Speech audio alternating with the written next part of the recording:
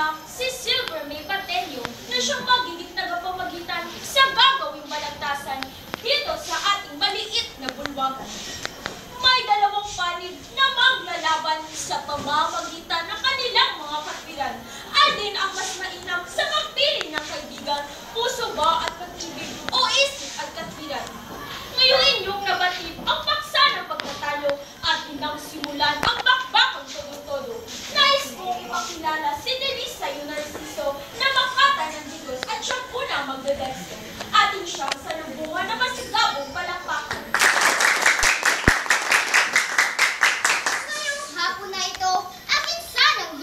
Ito aking payong, inyo sanang dinggin. Sa pagpili ng kaibigan, isip at katwiran ang dapat gamitin. Dahil hindi isang batayan ang panlabas na kagandahan. Sa pamamagitan ng isip, kaloob ay mas malaman. Si Delisa ay sumandaling aawatin ko po muna sapagkat ang katunggalin niya ay nawawala kanina pa. Si A.V. Untal na makata ng migsayang at hindi siya sa lubungan ng masigabong palakpakan. Tinatangay na panahon, pag-angking tumusmusan upang tayo ay idako sa panahong kabataan. Sa pagpili ng kaibigan, pag-ibig puso mas kailangan na di raw kaning isusubod na dagling ang luluwa kapag ikaw ay napasok. Oo nga, ito'y magagamit, subalit isip at katwiran ang kailangang ihirit. Dahil malay mo iba sa kanila, ginagamit ka lang upang lalo kang makilala.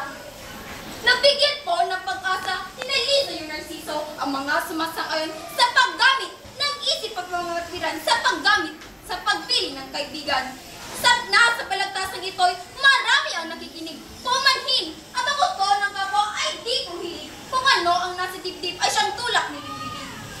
Kung ang iyong iniisip ay iyong kapakanan, pwes piliin mo na ang isip at katwiran upang di malihis sa katotohanan na hindi lahat ng tao at pwede mong maging kaibigan.